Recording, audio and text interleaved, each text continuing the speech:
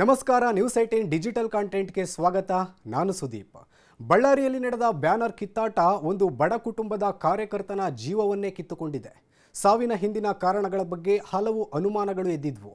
ಆದರೆ ಇದೀಗ FSL ವರದಿ ಮೂಲಕ ಸಾವಿನ ಹಿಂದೆ ಇದ್ದ ಒಂದು ಪ್ರಮುಖ ಸತ್ಯ ಬಹಿರಂಗವಾಗಿದೆ. ಗುಂಡು ಹಾರಿಸಿದ್ದು ಕಾಂಗ್ರೆಸ್ ಶಾಸಕ ನಾರಾ ಸತೀಶ್ ರೆಡ್ಡಿಯ ಖಾಸಗಿ ಗನ್ಮ್ಯಾನ್ ಗುರುಚರಣ್ ಎಂಬುದು ದೃಢಪಟ್ಟಿದೆ. ಈಗಾಗಲೇ ಆರೋಪಿ ಬಂಧನವೂ ಆಗಿದೆ.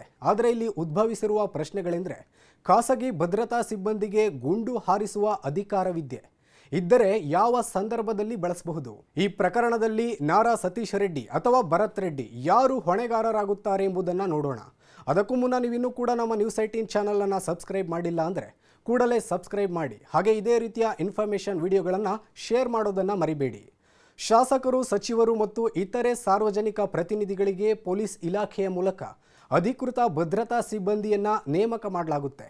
ಇವರು ಕರ್ತವ್ಯದ ಭಾಗವಾಗಿ ಆತ್ಮರಕ್ಷಣೆಗಾಗಿ ಅಥವಾ ತೀವ್ರ ಅಪಾಯದ ಸಂದರ್ಭಗಳಲ್ಲಿ ಮಾತ್ರ ಗುಂಡು ಹಾರಿಸುವ ಕಾನೂನುಬದ್ಧ ಅಧಿಕಾರವನ್ನು ಹೊಂದಿರ್ತಾರೆ.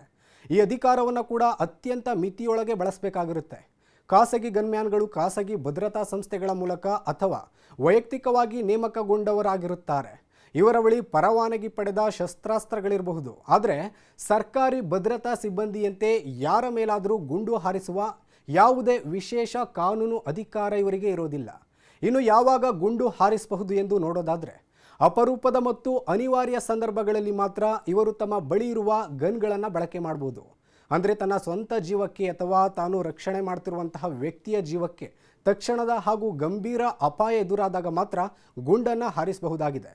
ಎದುರಾಳಿ ಮಾರಣಾಂತಿಕ ಆಯುಧಗಳಿಂದ ದಾಳಿ ನಡೆಸಿ ಸಾವು ಅಥವಾ ಗಂಭೀರ ಗಾಯ ಸಂಭವಿಸುವ ಸ್ಪಷ್ಟ ಸಾಧ್ಯತೆ ಇದ್ದಾಗ ಮಾತ್ರ, ಅಥವಾ ಓಡಿ ಹೋಗಲು, ಎಚ್ಚರಿಕೆ ನೀಡಲು, ಅಪಾಯ ತಪ್ಪಿಸಿಕೊಳ್ಳಲು ಬೇರೆ ಯಾವುದೇ ಮಾರ್ಗ ಇಲ್ಲದ ಅನಿವಾರ್ಯದ ಪರಿಸ್ಥಿತಿಯಲ್ಲಿದ್ದಾಗ ಮಾತ್ರ ಈ ಒಂದು ಕ್ರಮವನ್ನು ಕೈಗೊಳ್ಳಬಹುದು. ಜೊತೆಗೆ ತಕ್ಷಣ ಪೊಲೀಸ್ ಸಹಾಯ ಪಡೆಯಲು ಸಾಧ್ಯವಾಗದಷ್ಟು ತುರ್ತು ಪರಿಸ್ಥಿತಿ ಇದ್ದಾಗ ಮಾತ್ರ ಆಯುಧ ಬಳಕೆಯನ್ನು ಮಾಡಬಹುದಾಗಿದೆ. ಆಗಲೂ ಗುಂಡು ಹಾರಿಸಿದ ಪ್ರತಿ ಗುಂಡಿನ ಮಾಹಿತಿಯನ್ನು ನ್ಯಾಯಾಲಯದಲ್ಲಿ ಸಾಬೀತುಪಡಿಸಬೇಕು. ಹಾಗಿದ್ರೆ ಖಾಸಗಿ ಗನ್ಮ್ಯಾನ್ಗಳಿಗೆ ಪರವಾನಗಿ ಹೇಗೆ ಸಿಗುತ್ತದೆ ಎಂದು ನೋಡೋದಾದರೆ, ಶಸ್ತ್ರಾಸ್ತ್ರ ಪರವಾನಗಿಯನ್ನು ಸಾಮಾನ್ಯವಾಗಿ ಜಿಲ್ಲಾಧಿಕಾರಿ ಅಥವಾ ಜಿಲ್ಲಾ ಮ್ಯಾಜಿಸ್ಟ್ರೇಟ್ ಕಚೇರಿಯಿಂದ ನೀಡಲಾಗುತ್ತೆ. ಮಹಾನಗರಗಳಲ್ಲಿ ಇದು ಪೊಲೀಸ್ ಕಮಿಷನರ್ ವ್ಯಾಪ್ತಿಗೂ ಒಳಪಡಬಹುದು. ಪರವಾನಗಿಗೆ ಅರ್ಜಿ ಸಲ್ಲಿಸಿದ ಬಳಿಕ ಅಭ್ಯರ್ಥಿಯ ಹಿನ್ನೆಲೆ, ವಿಳಾಸ ಮತ್ತು ಆಯುಧದ ಅಗತ್ಯತೆ ಬಗ್ಗೆ ಸ್ಥಳೀಯ ಪೊಲೀಸ್ ಠಾಣೆಯಿಂದ ಪರಿಶೀಲನಾ ವರದಿ ಪಡೆಯಲಾಗುತ್ತದೆ. ಎಲ್ಲ ಅಂಶಗಳು ಸರಿಯಾಗಿದ್ದರೆ ಮಾತ್ರ ಪರವಾನಗಿಯನ್ನು ನೀಡಲಾಗುತ್ತೆ. ಶಸ್ತ್ರಾಸ್ತ್ರ ಕಾಯ್ದೆ 1959ರ ಅಡಿಯಲ್ಲಿ ಖಾಸಗಿ ವ್ಯಕ್ತಿಗಳಿಗೆ ಆತ್ಮರಕ್ಷಣೆಗಾಗಿ ಮಾತ್ರ ಶಸ್ತ್ರಾಸ್ತ್ರ ಪರವಾನಗಿಯನ್ನು ನೀಡಲಾಗುತ್ತೆ. ಖಾಸಗಿ ಭದ್ರತಾ ಸಂಸ್ಥೆಗಳು private security agencies regulation act ಅಡಿಯಲ್ಲಿ ನೋಂದಣಿಯಾಗಿರಬೇಕು. ಆದರೂ ಈ ಪರವಾನಗಿಯು ಗುಂಡು ಹಾರಿಸುವ ಸ್ವತಂತ್ರ ಅಧಿಕಾರವನ್ನು ನೀಡೋದಿಲ್ಲ. ಯಾವುದೇ ಸಂದರ್ಭದಲ್ಲಿ ಖಾಸಗಿ ಗನ್ಮ್ಯಾನ್ ಗುಂಡು ಹಾರಿಸಿದರೆ ಅದು ಗಂಭೀರ ಅಪಾಯವಾಗುತ್ತದೆ. ಆತ್ಮರಕ್ಷಣೆ ಎಂಬ ಕಾರಣ ಹೇಳಿದರೂ ಅದನ್ನು ನ್ಯಾಯಾಲಯದಲ್ಲಿ ಸಾಬೀತುಪಡಿಸಬೇಕು. ಸಾರಾಂಶವಾಗಿ ಹೇಳೋದಾದರೆ, ಶಾಸಕರು ಅಥವಾ ಸಚಿವರ ಖಾಸಗಿ ಗನ್ಮ್ಯಾನ್ಗಳಿಗೆ ಗುಂಡು ಹಾರಿಸುವ ಕಾನೂನುಬದ್ಧ ಅಧಿಕಾರವೇ ಇಲ್ಲ.